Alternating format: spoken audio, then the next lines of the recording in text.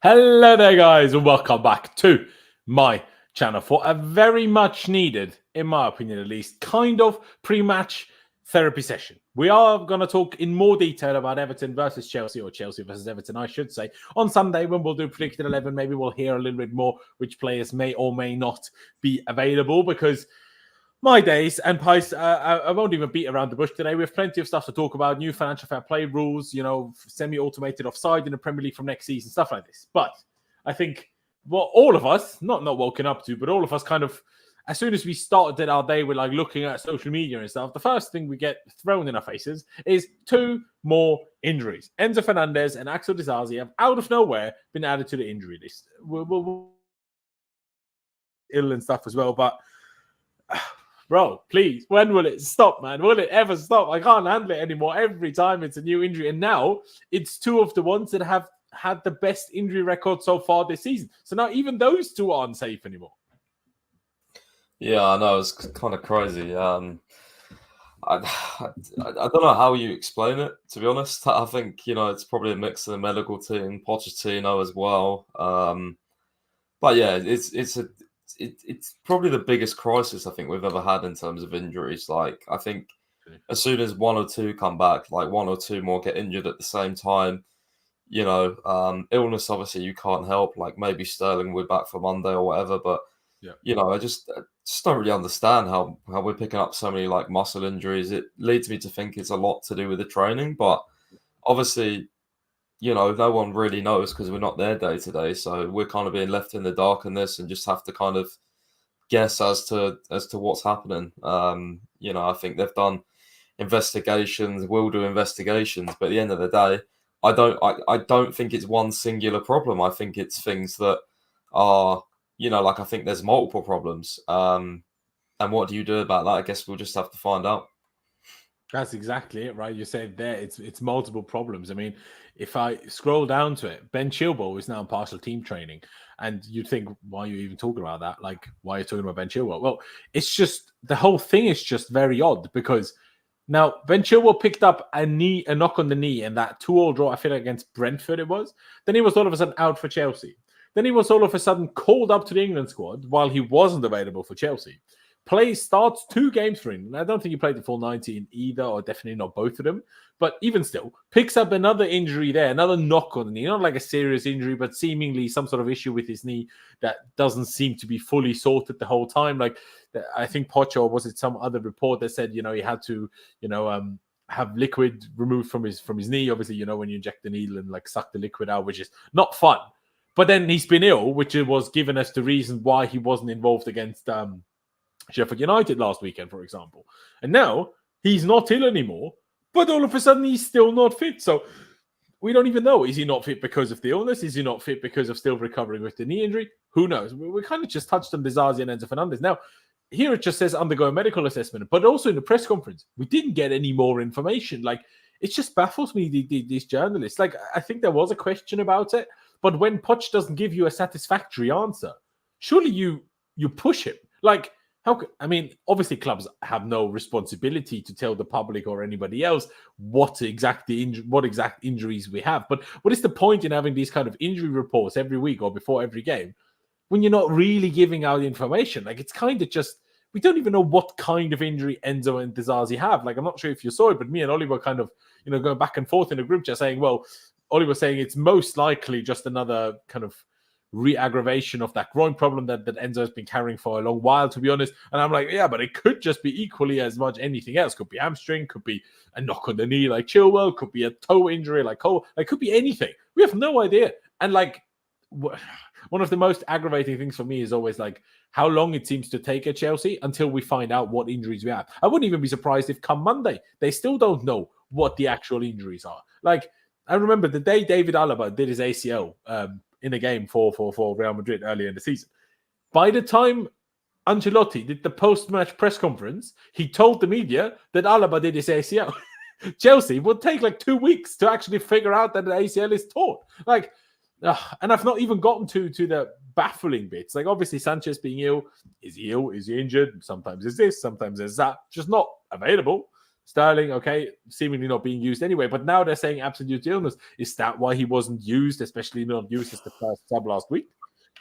Was he already ill then, or is he only ill now? I don't know. But also, Levi Colwill, he was supposed to long be back. It's a toe injury. He had a protective cast on his foot to like protect the toe and stuff. But according to reports, that's been off for weeks as well. Still not back. I mean, Fofana, I'm not going to be too upset about. Even Reece James, even though some people said he will be back by the end of April, I felt that was always a bit of a guesstimate rather than anything educated. So I'm not too upset about that one either. We know about Lavia. But then we get to Nkunku and Ugochukwu. Both of these guys, when initially getting back injured, remember when this happened? This was in the cup final, Nkunku's injury, wasn't it? When Poch 3 days later said, yeah, we don't even know how Nkunku got injured. I'm like, what is going on? And then he was supposed to be not serious. This is now over 2 months ago. Like, Leslie Ugochukwu was supposed to be out for 6 weeks. It's now 14 weeks ago. What is happening to these players? I know you don't have the answer either, but it just riles me up and it just annoys me so much on a daily basis. Like, first of all, that it keeps happening, but also that we don't really seem to be, I'm not going to say try, but certainly not succeeding at trying to figure out why this is happening, because we've changed the medical staff. We've changed this, we've changed that, and nothing is getting fixed. And it's just like, wow. How do you even comprehend what's happening at the club? And I think we spoke about this last week. The baffling thing is there is 2 clubs in Sheffield United and Newcastle United that actually have had even more injury problems than we have. How is that even possible? Yeah, I think the thing is as well, it's like lack of communication in terms of like, or lack of like context towards it, I'd say. Because obviously we get these injury reports, but they're not reports. It's just like a spreadsheet of the names and then like a sentence as to what it is. Like, you know, like as you said, like we don't know the injuries of these guys. Like we don't know what, like was Colwell's got a toe injury or whatever. What? So did he break his toe? Like what actually happened? Like you know, like other players as well. Like you were saying, we don't know with Enzo what's happened. Like it'd be good if they said like, you know, like in this like whether what part of the body it was or you know something like that. Like it just adds more anger and frustration to the fan base when these comes out, I think, because you know it's just sort of everyone waits for them, and then when we do get them, it's like, oh well, there's another person added to the injury list and we don't know what it's for. So it's incredibly frustrating, and it's like I agree with you. I don't think the journalists ask, you know, they don't push Poch too much. And to be honest with you, like, is it even worth pushing Poch too much? Because does he know? Like, is he even like, you know, in collaboration properly with the medical department? Like, who is the medical department? That's the if question. He doesn't know, do you see that as more of a medical department issue or as more of a Poch issue that he doesn't make sure to know more? Do you know what I mean? Well, I'm sure he does know more, but I think it's the medical department issue in terms of they should, like, I think there's a lot of like miscommunication between probably all the different departments. That's what's leading to so much confusion. So, like, yeah, I don't know, to be honest with you. It's difficult to say, but yeah, there's certainly a disconnect between departments, it seems like, because we just get mixed messages on everything all the time, no matter whether it's, you know, like, even if it's injuries or if it's Pochettino talking about, you know, like the targets earlier on in the season, how he said, like, you know, the minimum is Champions League. Now he's not really even mentioning, like, what our targets is, you know, like, it's just a complete mess, to be honest. Like, no one really knows what this season actually is anymore. No, and that is part of the problem. I mean, you hinted at Poch there. Like, what we constantly get briefed, and I saw you tweet about it like a couple of days ago, where you were saying, because every now and again there are random reports of certain managers that we're linked to or supposedly interested in, blah blah blah. But then you very rightly so, I can't remember whether it was your main or like your personal Twitter, but you said essentially, well, you got to look at where these reports are coming from. And no one reliable has linked us to anyone, really. Everyone that's reliable has told us we're waiting until the summer and seeing what happens. And the biggest likelihood is that we will make some sort of European competition. And if we do, Poch is staying. Also to that, like, we don't even know, like, with this summer review, we don't know what that summer review is. Is it a meeting? Is it, you know, is it like a, I don't know, is it, like you said, like, is it hit a certain target in the table and then he stays? Is it, you know, like, we don't know what he has to do to stay. Like, we don't know what the position is. Like, we don't know anything really. Like, nothing's being reported or like, there's no context to what's going to happen in the future. It's just sort of very game by game, and then we'll sort of see what happens in the summer. Well, like if we do change manager, well, we better are we looking behind the scenes right now because everyone else seems to, but yet there's no leaks that we're contacting managers or anything. Like everything's just really quiet. After that Sheffield United game, I expected reports. I expected I'm not saying Pochettino is going to get sacked now or during the season, but remember when Graham Potter was we sort of got the inkling that okay, maybe he won't be here next season, or maybe what I mean, because of Fabrizio's and the Ornsteins, they started saying oh, pressure's on Potter to get results and stuff like that. There's been nothing like that for Pochettino. Yeah, exactly. How can you draw to Sheffield United, the worst team in the Premier League, right? You're literally, we're 5 goals away, which is going to happen. So we're going to break our most goals conceded in the Premier League season ever in history for Chelsea. How can you draw to Burnley with 10 men and not get any substantial reports or anything that there's any sort of pressure on him? Exactly. What is going on? I don't understand, man. It's just ridiculous. Where is it? Where is the standards of this club anymore? Exactly. And also, I think you hit the nail on the head by questioning what even is, what does the end of season review look like? Because like you say, if it's a specific league position target, or like we touched on, potentially simply qualifying for any sort of European competition, why not make that public? Especially to the fans that want Poch gone. If you give these people, okay, this is the target, as much as people may or may not be happy with it, but at least until the end of the season, the situation is then clear. If this happens, he stays. If this doesn't happen, he doesn't stay. Because if we're talking a bit more of a broader analysis, how's the football going? How's everybody developing? If we're talking broader things, then there isn't no need to wait until the end of the season. The statistics, the data, as they love so much, right? The underlying situation isn't going to change between now and in a month and a half's time when the league season finishes. So if it's not about specific position or target, like say FA Cup, then you can already do, or at least almost finalize a review like that now, because that's my big issue. And I know the likelihood, like Rick says here, Pochettino stays irrespective. I don't think he stays fully irrespective of what happens. I think if we stay 9th or even drop out of the top half again, I don't think he stays, but who knows? I'm wrong. I could be wrong. Sorry, maybe I'm just simply wrong. But if it's purely a league position situation or an achievement situation, as much as I disagree with that, especially with how low these expectations are seemingly set, first of all, it's ridiculous. It goes against the whole thing that they are constantly planning with everything being data led. But surely if you're going by data, you can't simply use the data of XG and claiming that we should be 4th, because I'll tell you one thing now. It doesn't matter who the manager is.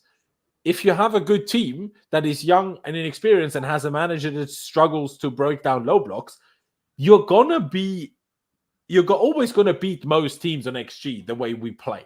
Right? Or the way most of our games go. Obviously, Sheffield United was an exception to it, and that was made it even more ridiculous that there was no bigger uproar within the club afterwards. But, I just don't understand. Surely you can't be watching this and be happy. Or if you are, then you should have long decided that you're happy. Or not long, but you should be deciding, or have decided already, okay, we're happy and he's staying, because it's not about the league position, because apparently it's about data. So, because my biggest issue is that my biggest concern is still that we somehow bottle it, because we bottle everything, both in obviously the FA Cup and the league, and we get no kind of European competition. And then by the time we hit late May, we'll be scrambling to see if we can still get a manager. Do you know what I mean? And that's just the worst situation to be in. If you want a manager, you want to have time to make an educated decision. Then again, they had time last year and failed to, make a good decision then. But, it's still better to have time and make a good decision than it is to have to rush the situation or try to beat other clubs who have already had much more discussions with potential managers. It's just not particularly going to work out. I mean, JC says, keeping Poch don't make sense at all. There's a reason why he's one of the worst PSG managers in the past decade. Sure, I suppose. I do want to quickly touch on this, right? Wait, where is the question? There you go. I know I've had the injury thing still up, but it's a picture of Poch that kind of suits the conversation. JC asked us both a question, Pys, and he says, since we're still in contention for top 6, despite our form, should we expect top 6 or just ride out this season, considering the amount of injuries and obviously shit form? Where do you stand on this? I'll bring the Premier League table up now. Obviously, in points, we are currently 5 points away from 6th. We do have a game in hand, but even still, I know after we beat Man United, 6th was impossible. Then we drop points against Sheffield United again, and I'm like, it's not possible. Obviously, theoretically, it is very much possible. But I don't understand how anyone thinks we are more likely to get more points from now until the end of the season than Man United. Sure, maybe we have a slightly easier run-in, but arguably, the easier the run-in, the less likely Chelsea are to pick up good points, right? So, again, even though I already said that 2 weeks ago and then it became possible again, I think 6 is absolutely not possible. West Ham is more reachable because, first of all, we have 2 games in hand of them, and it's also one point less. And they're well, at least until next week, they're still in Europe, I suppose. But yeah, what do you think about the question? Should this be an expectation? Is it just let's see what happens? What do you reckon? I think it's difficult. Like for me, I've always said, for me, it's not about solely the league position because I think, if we end up finishing 6th and we just have a decent run, or we scrape 6th, we have a decent run till the end of the season. For me personally, I've already made my mind up. I still want Poch gone. I think we've seen enough now over the last 9-10 months to see where no foundations are being laid. He's clearly at least at fault, potentially the major reason why we've got so many issues. I think his mentality stinks. I think there's no style of play, game to game. I think some of his in-game management is sort of, it's 50-50. Sometimes he brings someone on that maybe will win us the game or something or change the game. Other times he completely ignores substitutions that could have changed the game. I'm just done with him. I've personally decided I don't want him. I think, there's been enough time now. And I'm fed up with these excuses as well. He's already thrown the players under the bus 9 months into the tenure, saying basically, we're not ready for 2 games a week. So why the fuck would you want to get Europe and go with Poch anyway? Because he doesn't want Europe. His mentality is that we've got too many injuries and we can't deal with 1 game a week. These players aren't good enough. There's no accountability to him. So why would you even want to get Europe with him? If we get Europe, we should still be changing to a manager that doesn't make any excuses. Like, it's ridiculous. And actually we talk about like the tactics. I've watched 2 teams over the last couple of days that are infinitely better than Pochettino as managers. That Atalanta manager, absolutely brilliant, by the way, that game plan at Anfield. Completely done Liverpool, caught them by surprise, tactical acumen, miles better than Pochettino. And Xavi for Barca as well. I saw something there with Xavi where they went 1-0 up, but they went 2-1 down, and their squad still fought. Their squad still recovered from that adversity and won the game. That's something that we don't do very often. Away in Paris, mind you. Not like away in Paris against bloody some shit team, right? it's just doing my head in how every single game I watch, the manager is better than what Pochettino is producing here. Is he 100% at fault for everything? Of course not. We don't agree with the squad building. We think we've got too young of squad. However, saying that, we 100%, I firmly believe, and people say, oh, well, Potter was bad, Lampard was bad, Poch is bad. It's not the managers, is it? There is a very, very good case to say we have just got 3 managerial appointments wrong. Can we just understand that as a very genuine possibility, for Christ's sake? Because everyone keeps saying it's not the managers. Watch the games. We don't have a style of play. We don't have tactics. See, that's the thing, because there was a lot wrong under Potter. Triangle, bro. But I don't think last year under Potter, I think you could say that we did have a style of play. Under Potter, at least, right? That doesn't help us now. And I agree that at the time, I agreed he had to get gone. I didn't think it could get worse. So therefore, now in hindsight, I think we should have just kept Potter for another year. Because if whether we sack Poch now or don't, at least it would have looked better for potential new managers had we not sacked Potter. Do you know what I mean? It would have just looked better because it would have looked more like we give managers a chance if they do a decent enough job. Or if they do even any job, right? But now we're almost in a situation where we're almost forced into keeping Poch to make other managers in the next 3, 4, 5 years believe that we give managers a chance. But we could have just done that with Potter and would have been equally, maybe most likely, in my opinion, a bit better off than we have been on the Poch. I mean, Ricky here with the super chat. Appreciate it very much, Ricky. Pys, I'll put it straight to you. Any real links to Xavi or Nagelsmann as next coach or any new coach? We kind of just touched on it. That any links that have come out haven't been from reliable people, or is there anything else you'd like to add to that? No, there's literally been no links, like literally none with anyone really. No solid links because the line from the club, and top sources is we're going to review his job in the summer and nothing will happen until then. So, yeah. I think Sammy Mockwell said a month ago now that, Chelsea, well, he'd found out that Chelsea had been sort of like looking at potential managers, but we've had no like actual links to say like, any contacts been made or like there's a real interest there. Like there's no hints, like, so that's what's so worrying to me because one, we don't know what this summer review entails, and two, there is no suggestion to even think that they're like properly looking at managers, like that they're unhappy with this behind the scenes. There's no suggestions that that's the case, and that is so worrying. When we literally, I'll say it again, that Man United result, as good as it was, look how that game happened. Right, we were 2-0 up, we went 3-2 down at home, we bottled 3-2 down at home, and we had to get a penalty and a deflection to win the game. Amazing result, amazing scenes, but still papered over the cracks. That wasn't a good performance. Then before that, we drew to Burnley, 10 men at home.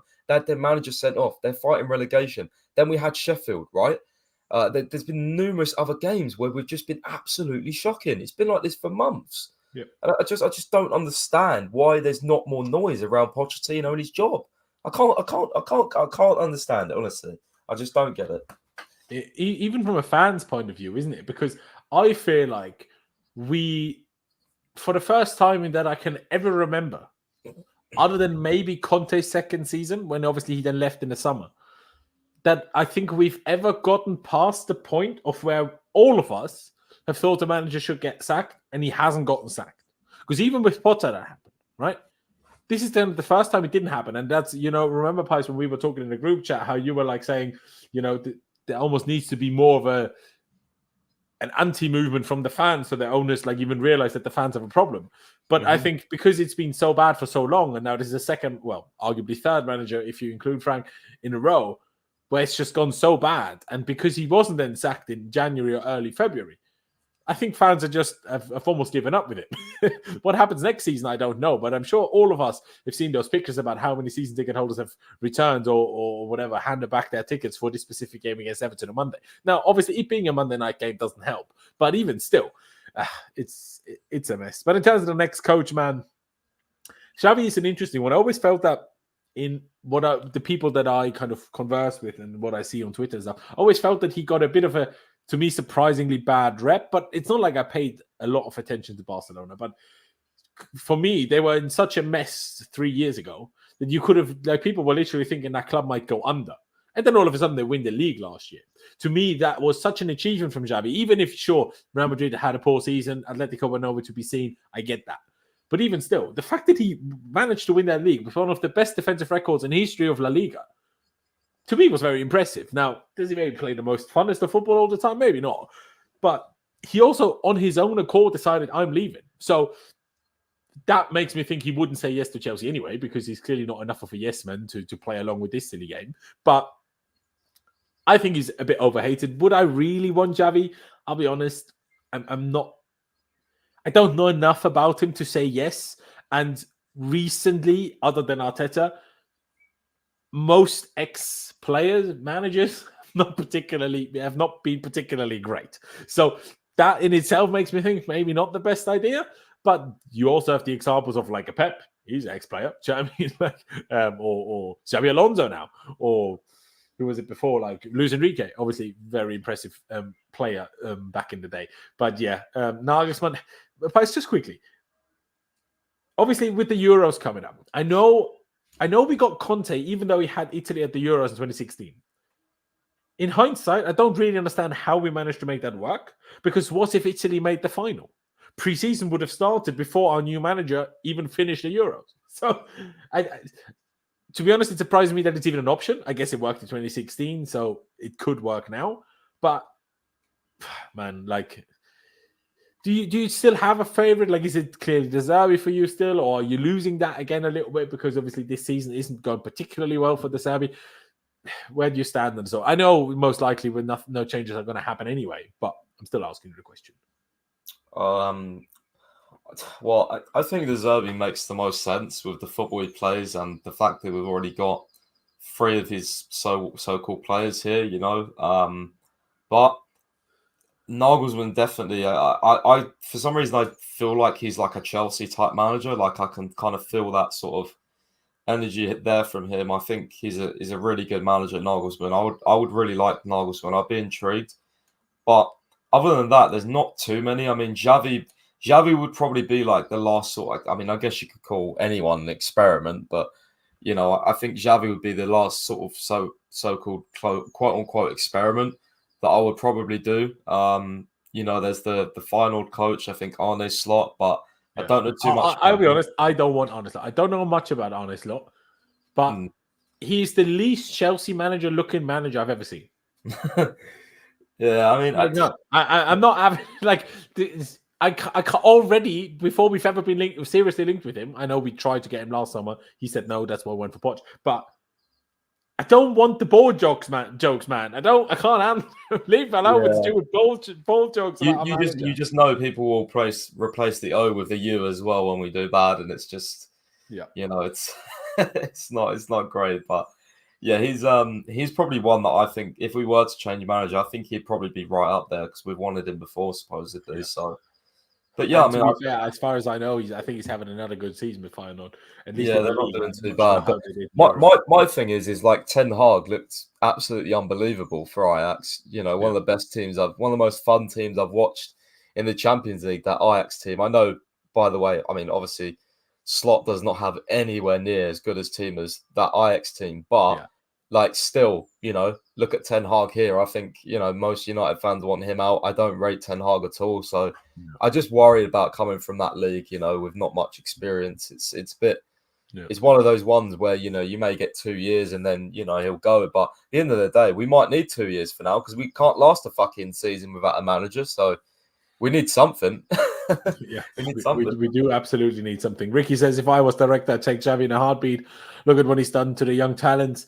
You're not wrong in that perspective. Like all of the superstars that Barca have now, obviously they have to have the talent first. Otherwise, no matter who the manager is, you can't do nothing with them. But he was at least giving them a chance. I swear, if Xavi was here, Maatsen wouldn't be playing for Dortmund right now. That's all I'm saying. But who knows? At the same time, we discussed it plenty. If the owners don't want it, it ain't happening, is it? I have a comment here by Lampard too, which I highlighted earlier to mention in a bit.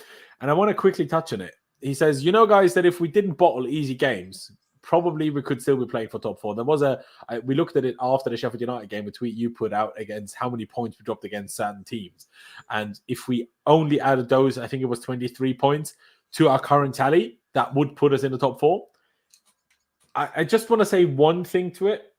Like, obviously, you're right, Lampard, too, if we didn't bottle the easy games. But there is no scenario and no manager in which we wouldn't have bottled it against some of these teams. Now, sure, with a different manager, it might not have happened quite as often, and we would or should be at least around sixth, let's say.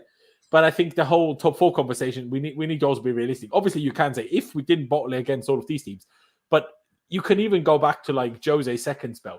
Jose lost his perfect home record of never losing a home game for 9 years. No, actually, I think that was before. But at Chelsea, with the both spells together, he lost that against Sunderland. Sunderland got relegated that season, right? So, like, it doesn't really matter how great you are or not. It's actually more likely that you kind of mess up against these smaller teams than if you're really good, is against the bigger teams. So I don't think it's a simple, if we just didn't bottle it against these teams, we should be top four. No matter who the manager is with the team like we have, there was always going to be a few bottles in there. Like, you know, and they're more likely going to happen against teams that sit back, we fail to score, they hit us on a break, and then we, you know, lose points that way. So that's at least how I see it. But I mean, how do you see that, Pies? Is it for you like, we should not have dropped a single one of these points? Obviously, we shouldn't have. But I don't think there's a reality where that actually happens, that we don't drop any points against any of these lesser teams who we drop points against, if you know what I mean. I mean, Aston Villa have been fourth, you know, for quite a while. Tottenham are now fourth. I think at the very minimum, we could have been quite a few points ahead of Man United in sixth or fifth. I think for sure we definitely could have. There was a point where Man United were they like 2 points or 1 point ahead of us or whatever? I know it's like 5 now, but like I think we're even ahead of them at one stage. And it was we just completely, like, we have bottled so many games. Like, we did. It's kind of crazy. Like, you think of even like Brentford when we lost at home, probably should have beat them away. There's loads of games. Sheffield United, Burnley, Everton away we lost. Loads of other games that have happened this season where, with our squad, with our talent, I don't care how inexperienced they are, we should be putting them sides away, like for sure, with the quality we have in our team. And again, one of the major reasons why I want Pochettino gone is I think he's massively underperforming with what we've got. Yeah. No, I agree with that, right? Don't get me wrong. I agree with it. I just also think and know that like I say, there isn't a reality where, like, speaking of all of it, and I'm bringing it up now, speaking of all of these games individually, of course, we shouldn't have dropped any of the points. But when you look across the season with the young team that we have, we were always going to drop points on some occasions against these kind of teams, because those are exactly the kind of teams that you have most problems against. Obviously, you can also say, but we did really well. We haven't lost against City. We should have beat Arsenal, then failed to do so. Obviously, still to play them at the Emirates in a week or two. But yeah, it hurts when you when you look at it there. But I just don't think that no matter who we would have appointed, I don't think we would have beaten all of these teams every time we played them. I just don't think that would have been possible. Well, it would be possible, but I just don't think it would have happened that way. I just don't think so. Another fairly important point that came out yesterday before we get into the new financial fair play rules is that, as also confirmed by Fabrizio Romano here, we will have semi-automated offside technology in use in the Premier League next season. Now, should it have happened this season already? Yes. Was it typical Premier League to like a bit like when the initially VAR came in earlier everywhere than in the Prem? But I guess better late than never. But I'll say one thing, right? The problem is still the rule makers. Because I remember it was, I think, the round of 16 in the Champions League the other week or a few weeks ago when Füllkrug, for the striker for Dortmund, was disallowed a goal because the very sleeve of his shirt was offside. Like literally the end of it. It was like this much offside. Obviously, it was semi-automated and then it's going to be accurate. But the problem is still it's a human that codes the program, the software, where to essentially judge the offside from. And Füllkrug said after, and I completely agree with him, this part, if he scored with here, they would have disallowed the goal for handball. So how can he be offside with it? Do you know what I mean? So if the rule makers still make weird decisions about what body part counts as offside and what doesn't, it's still going to be a problem. But it's going to be a bit better, I suppose. Thoughts on it? Are you happy about this? It's definitely a good introduction, I think. I can't remember what tournament. Did they have this in the World Cup? It was one tournament. I think the World Cup was the first. Because remember, we were the first kind of, I don't know, what's the, like lab rats almost in that Club World Cup that we won. That was the first time it was ever used. Yeah, I remember watching it in one tournament and I remember thinking like, that's really good because it's so quick as well. Yeah. Like it's like instant. You just get it. It's offside or it's onside sort of thing. So exactly.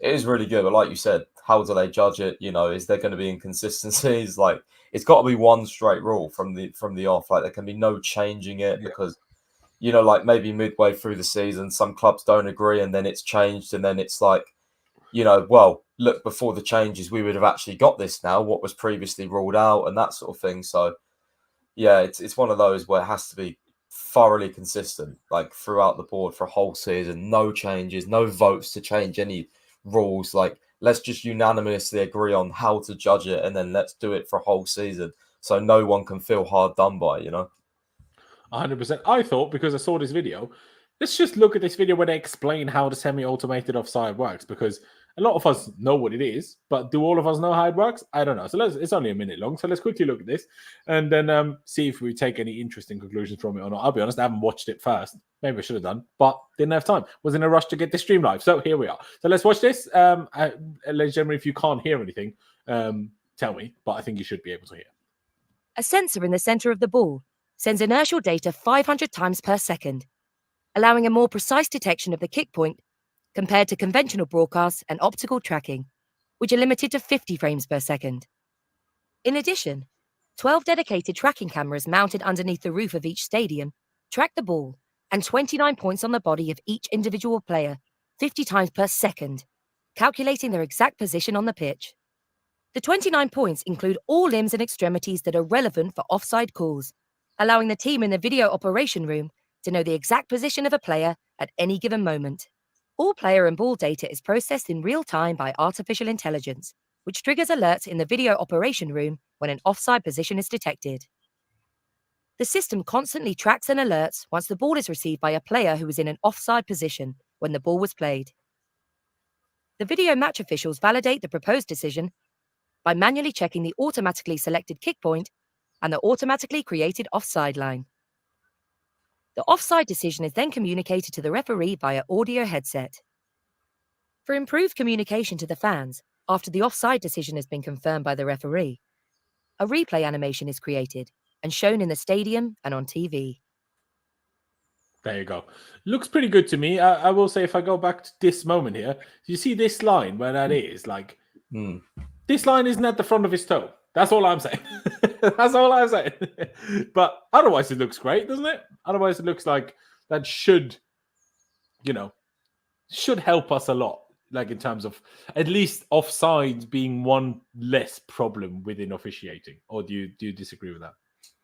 I think it would be good personally from what I've seen of it previously. I think one thing that I like is like, like for example, Stamford Bridge, have obviously like every ground's got like a TV or whatever where they show things. So I think that like the decision coming up, like the graphic of it at the end when it's completed, if that can be shown to fans in the stadium, that'll help with transparency and crowd reactions and everything. I could see some quite good crowd reactions and that coming from that. I think they should do that with VAR as well. Like, one thing I think, instead of just having us wait for, because, like if there's like a VAR decision or whatever for an offside and they say like checking offside, you'll see the referee, if it's offside, you'll see them start to move backwards. And that's how fans guess, right? He's like, oh, he's going back to the offside bit now. It's going to be offside.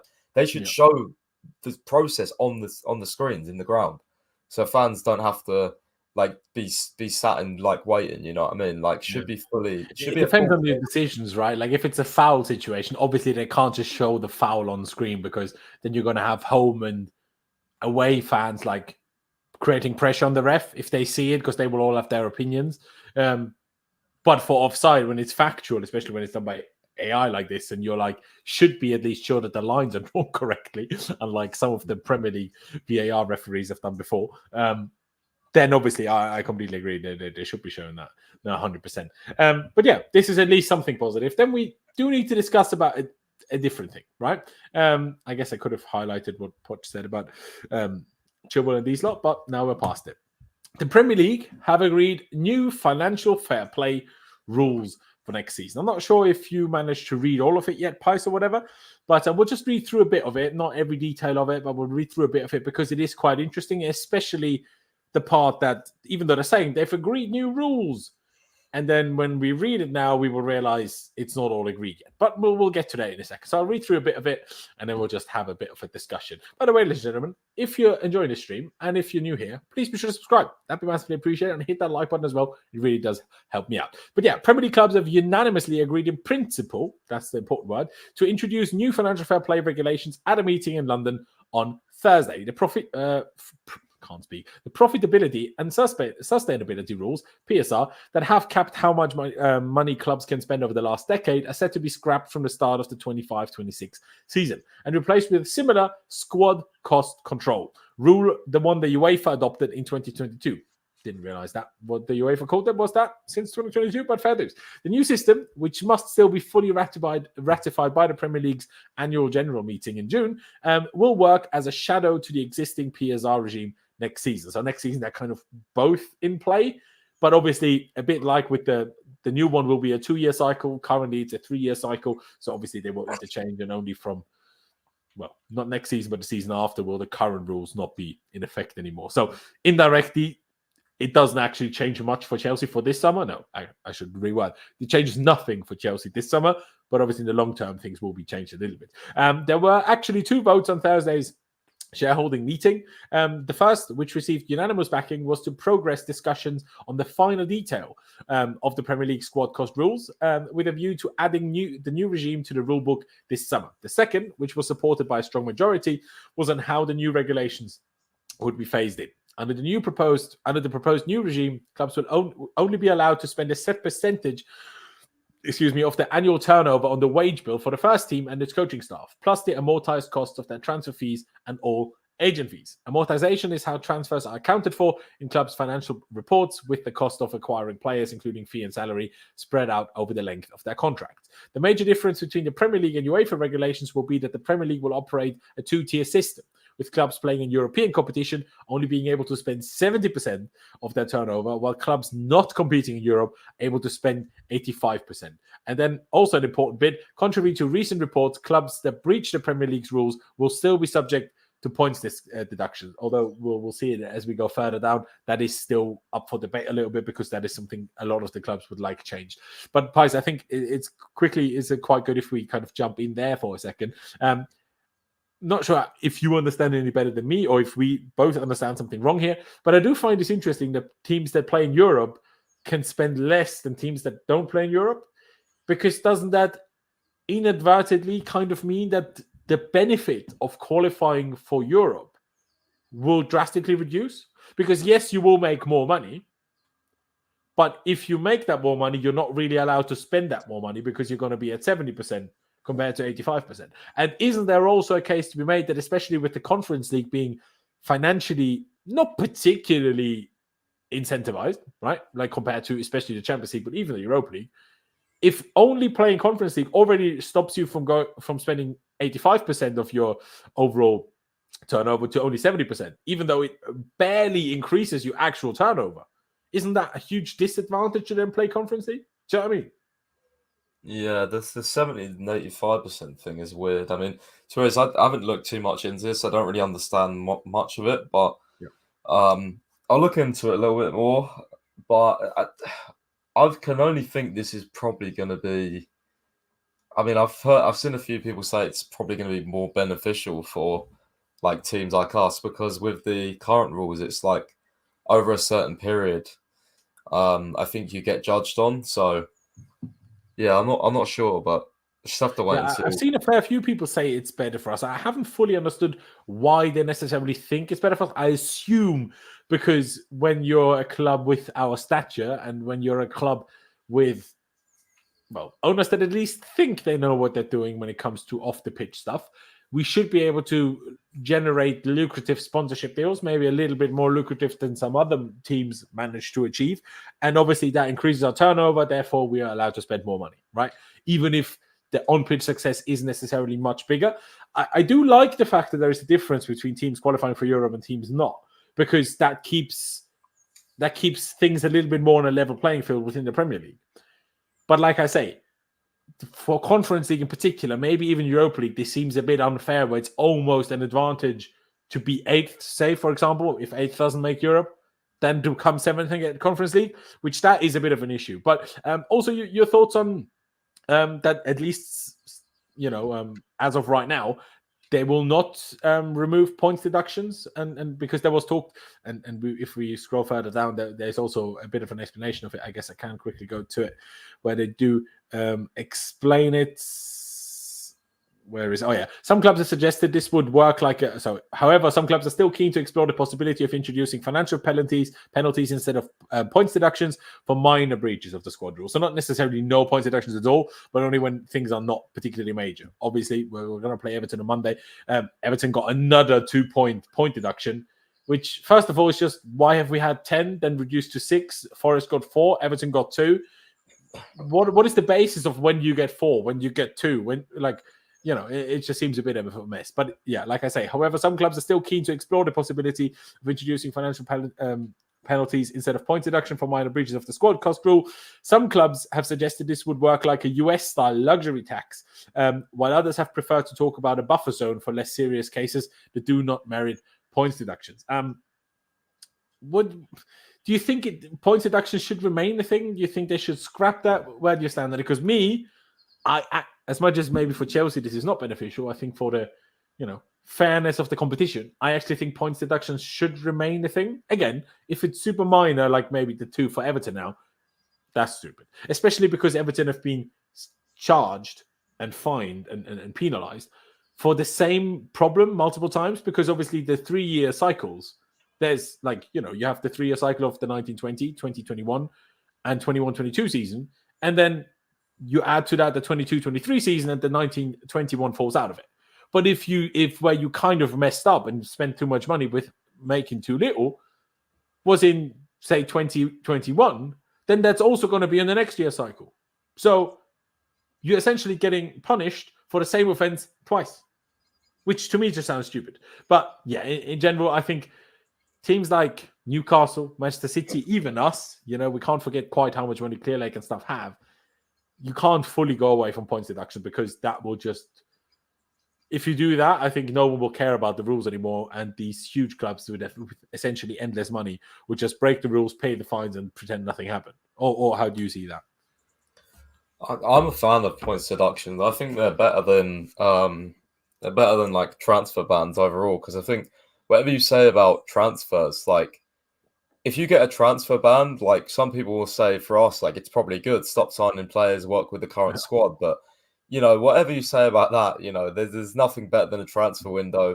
If you get stuck with a squad you feel like it's not pushing, you always want to add to the squad. So if you're in a position where you break the financial rules or whatever, and then you get transfer banned, I think it sucks. Maybe they should all be in play. Like whoever gets to, like, however bad the break of the rule is, like, determines whether you get a fine, like kind of how it is right now, right? But if it's just mainly points deductions, I think you'll see Chelsea, other big clubs, start to kind of try and abuse these rules if they haven't already. Because at the end of the day, you spend £1 billion or whatever.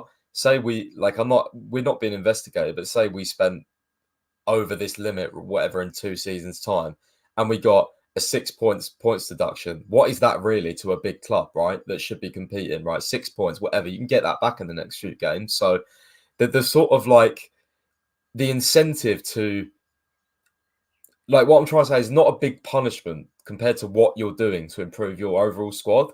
So it's like I feel like big clubs will like this if it's mainly points deductions, because I think you'll see them probably abuse the rules a little bit, and that's when the smaller clubs will argue that it's not fair and that type of thing, because if a smaller club gets a points deduction, it obviously hurts them much more with the quality of their squad. So yeah, it's an interesting one. But say we get points deducted, like, I'm not going to be kicking and screaming like I would if we got a transfer ban. I think you get a transfer ban, that is like you're kind of fucked, right? Especially if you're not happy with your squad. It doesn't matter how much you spend. If you feel like you've spent wrong and you can't then improve it, you're banned for a season. It's shit. Like, other clubs, especially how competitive is the Premier League is now. Like, people are improving all the time. You need the transfer windows. So, yeah. I do agree with that. Let me highlight this comment here by Chris. Thank you for the comment, Chris. He says, also, while I'm on it, financial fair play is killing the Premier League. You can only spend 70% or 85% of the turnover. That's bad enough for big teams. What about the smaller teams? Now, I agree with what you're saying.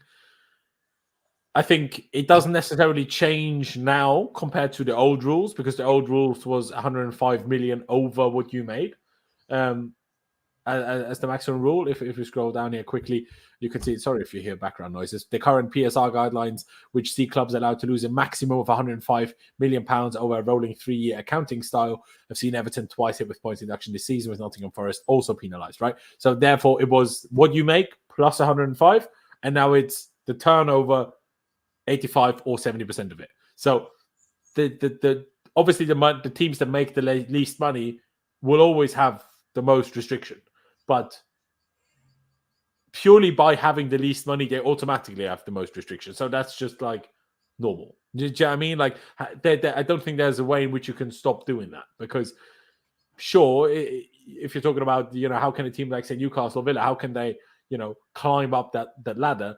Well, if they go about the right things, if they go about it the right way, rather than purely just pumping money in and that being the solution, you'll figure it out. But obviously, there's still always that issue that, clubs with new money, they may have new money, but they don't have the success that comes along with that yet. Therefore, they don't have the big sponsorships yet. Therefore, they don't make as much money. Therefore, they're only allowed to spend less money, which is a problem in and of itself. Absolutely. But how can you really circumvent that? Because you need to somehow limit it. Because if you don't limit it at all, why would not the Saudi, monarch family that owns the Newcastle or City or PSG or even Chelsea, whether that's on the Roman or now, why wouldn't we just spend infinite money? Because nothing is stopping us, right? So then the small clubs would be even worse off. Then it would be more the small clubs that don't have rich owners, while now it's all the small clubs. I get it. But yeah, I'm not sure if there is a perfect solution to it. That's the only problem. But yeah, there's not too much more that is like crazy interesting. There's still be no discussion about increasing the current PSR threshold from £105 million, with some clubs believing the figure we just said a decade ago should be raised to reflect rising wages and transfer fees. Absolutely, in my opinion, it should. It's a bit silly. Like, even with inflation that hit every part of life, obviously also in football. So why is the numbers staying the same? That seems a bit silly. We're not going to get into the UEFA squad cost rules, but yeah, it is interesting that something new is coming. But as of right now, the final details are still yet to be finalized. So therefore, we can't tell exactly what's going to happen, essentially. One other interesting bit that came out, was that today? Yes, it was today, was a release of the agent fees by the Premier League, by all Premier League clubs.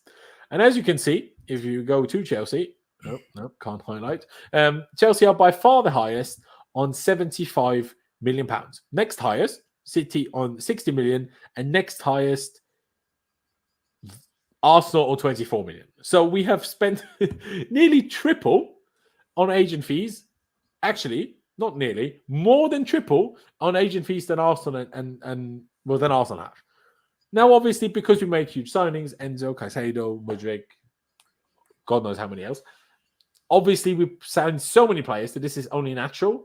But at the same time, it just pisses me off even more. Not only the unnecessary players like your Ugo Chukwus and how many others, right?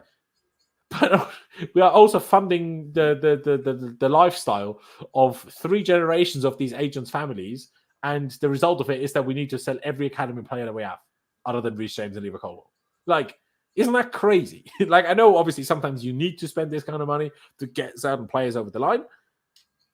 But when you're, 15 million more than the next one, and then 3 times as much as the third, it's a bit over the top. Or where do you stand on these numbers, Pys?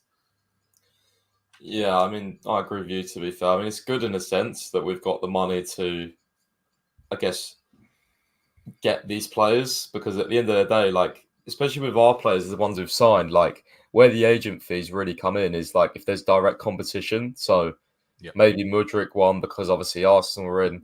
Maybe we offered a higher agent fee or whatever, and that's how we got him. Caicedo probably had a lot of interest.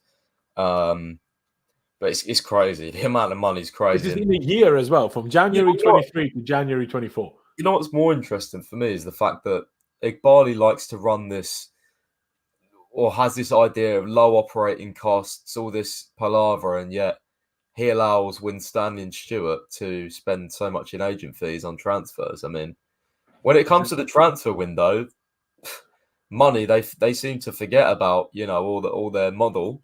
When it comes to everything else, it's like, oh no, low operating costs, all this, so I don't know how I feel about it, to be honest. I mean, it's not great. It's obviously directly affecting our accounts and stuff. So exactly. And I also, unless you know better, I don't think agent fees can be or are amortized. So therefore, the agent fee, if that's true, and again, someone in the chat or Pies, please correct me if you know that I am wrong. But if that is the case, then the on-the-book money that you're paying is more for the agent fees initially, like when you actually complete the transfer, than it is the transfer fee itself, which is just, I mean, to be honest, I think this is more of a case of FIFA should stop this. I think FIFA should put a limit of the agent can only get, say, a maximum of 10 or 15 or 20% of the transfer fee as an agent fee. And I think that should be capped. I don't think that should be an unlimited fight for who can pay the agent more, because, first of all, for the health and benefit. Okay, health is maybe the wrong word, but the safety and the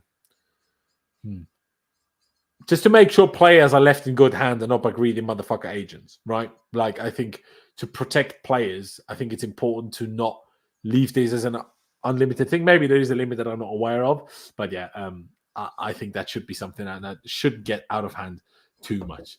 But yeah, that's the age of fees. It's a bit crazy. Who spent the least? Let's look at it. I think, yeah, it's got to be Sheffield United, 5.1. Burnley, 6.9. Brentford, 8.1. Oh, Luton, 2 million. Fair play, Luton. Do you know what I mean? A total of 400 million the Premier League has spent in agent fees in a year. Unbelievable. Unbelievable when you think about it. But yeah, otherwise, I think maybe the last thing to slightly touch on for a second is a tweet you put out last night, is that as it stands right now, after the first legs of Champions League, Europa League and Conference League quarterfinals, and the English Premier League is not, in the top two, which would guarantee the 5th team in the Premier League to play Champions League, and therefore the 6th and the 7th playing Europa League, and the 8th playing Conference League, if the FA Cup is won by a team that's already within the top 6, whatever, right? But yeah, something interesting I learned, though, is that it's not simply about every team that plays each game and gets, for a loss, for a draw, and for a win, a certain amount of points for the coefficient ranking. That's not quite how it works. It's like, if there's less teams in the competition, then these teams make more points, because it's always percentage-wise to how many are competing. So yeah, it's a bit of a weird one, because I've always questioned how on earth are Italy top. This is apparently how, because they have less European spots overall, so therefore the teams that are in it get more money, so get more of the points. It's a bit strange. I'm still not sure what I really want to happen. I'm not sure if you're aware of this, Pys and chat. There is actually a reality in which even the team that comes 6th in the Premier League could play Champions League. Did you know that, Pys? I've not heard that, no. I can tell you how as well. Obviously, in this coefficient ranking here, we would have to come at least 2nd and beat Germany to it. But if then an English team wins the Premier League, the Champions League, and an English team wins the Europa League, if that were to happen, then you get an extra spot. Usually, when it's only the Champions League winner or the Europa League winner, you don't get an extra spot. But if it's both, then you do get an extra spot. But only if those two are already in the qualified places, obviously. And then if we also got the 5th one, it would actually trickle down to 6th. And as we discussed earlier, 6th in theory is actually still kind of possible for Chelsea. Obviously, with Liverpool losing 3-0 to Atalanta yesterday, which is funny. Big up Atalanta, big up Zappacosta and Pasalic. But the likelihood of obviously an English team winning the Europa League is now very small. Also with West Ham obviously losing 2-0 to Leverkusen. I mean, there's a chance they can turn it around. Look at what they did to Freiburg. They lost 1-0 at home and then battered them 5-0 in the second leg. I doubt they're going to do that to Leverkusen. Let's just say that. So the likelihood is small, but there is actually a reality in which that would happen. But yeah, I mean, what else is there to say, really? It's the coefficient points. Obviously, everything can change next week. It matters to City. Just turn it around against Real Madrid. All the English teams matter. All the German teams matter. Obviously, I think if Bayern beat Arsenal and Dortmund get through against Atletico, which probably not likely, but they are at home and they're only a goal down. Yeah. I think if both of those two go through, then it's done for England. That's what I was being told. But okay, yeah, could be the case. Absolutely. But even if I think, it's this Bayern match is massive, because I think if Arsenal beat Bayern, then it's like it flips again. Whereas obviously if Bayern and say Leverkusen go through, which they should, then yeah, it's very hard for England to get it back. I think, even though it looks close, I think with what's likely coming up in terms of the results, like for example, even if I know France are 5th, but say Lille turn it around against Villa, then that's like, oh shit. And if Villa and Arsenal go out, it's like, yeah, it's done. So we're very. What I do find interesting, close. if Bayern beat Arsenal. Yeah. Isn't the winner of City Madrid against the winner of Arsenal Bayern in the semis? So therefore, you could have another German matchup. You could have City Bayern in that as well. So surely that. I mean, what you said, if fair enough, if Bayern win and Dortmund win, they're already done. Maybe that is the case. Obviously, then it doesn't matter. But if it still does matter, that could be a City Bayern situation as well, where it's a different English team that could obviously play a role in the coefficient. But yeah, it's nothing weird to do with, so that's fun. But yeah, honestly, guys, I've come to the point where Sure, I'd like to play Europa League next season. I'd like to play Conference League next season. No, not really. But I'd like to be in these European competitions next season. But with the way Chelsea are going, like, look at us this season. We couldn't even hack a season without Europe. What on earth is going to happen to us if we have Europe? Like, how many more injuries are we going to have? I'm not even sure if that's any better for us, really. Like, especially Conference League with obviously we can rotate a lot there. But who knows? Poch might just play Sterling every game in the Conference League. Wouldn't put past him.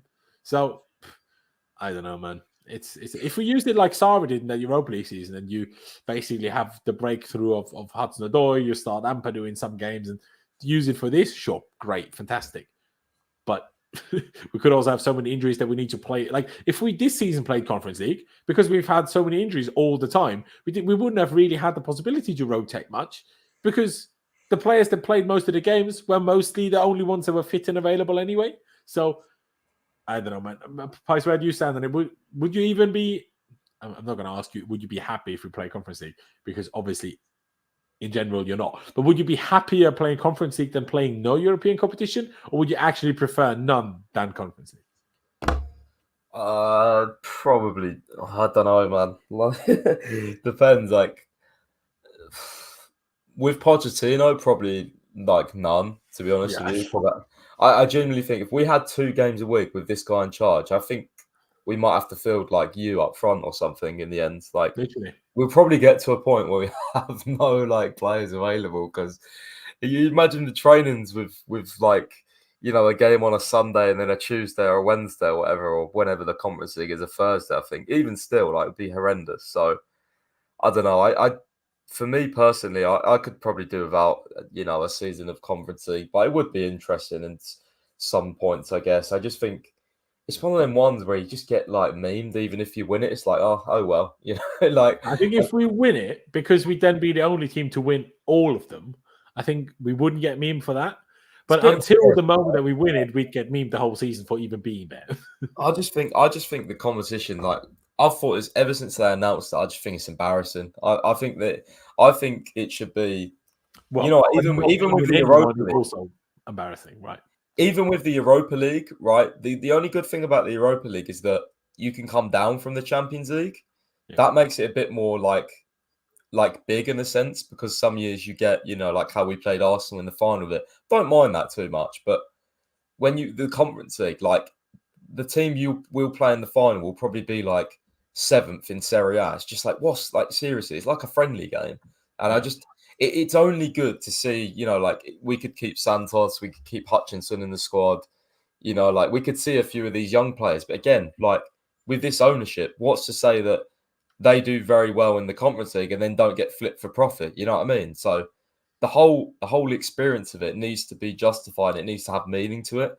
Yeah. In order for me to think, okay, yeah, this is going to be a good for us as a squad.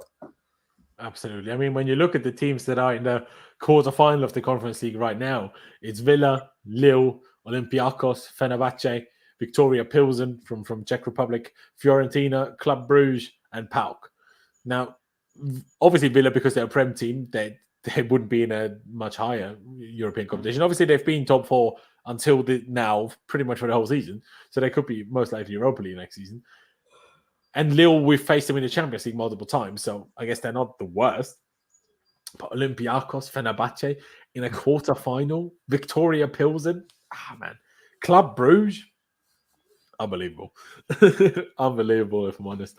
But yeah, I think it's about time we wrap this one up. Like I said, we will do another stream on Sunday, doing a predicted 11 or our own team, yet to be decided, for the game against Everton on Monday. But yeah, let's see whether Chilwell, who's in partial team training, could he be fit for Monday? Maybe. Let's see if Sterling and or Sanchez, even though Sanchez won't start anyway, I think, recover from their illnesses. And also, do we find out what's happening to Enzo and Disasi? Could maybe one of them even still come back for Monday's game? I don't know. Unfortunately, Connor, we're about wrapping it up, but shout out to you, Connor. Hope you're well. Ladies and gentlemen, please do check out Pice's Twitter down in the description below, as well as his website, londonsfirst.com. Do check that out. Do check out all of the other links that Pice has in his link tree on Twitter. And of course, if you haven't already, please be sure to subscribe. Hit that like button. That would be massively appreciated. And yeah, ladies and gentlemen, thank you guys for watching. Upwards and onwards, downwards or backwards, both at the moment, because we've not played yet, and we will See you next time.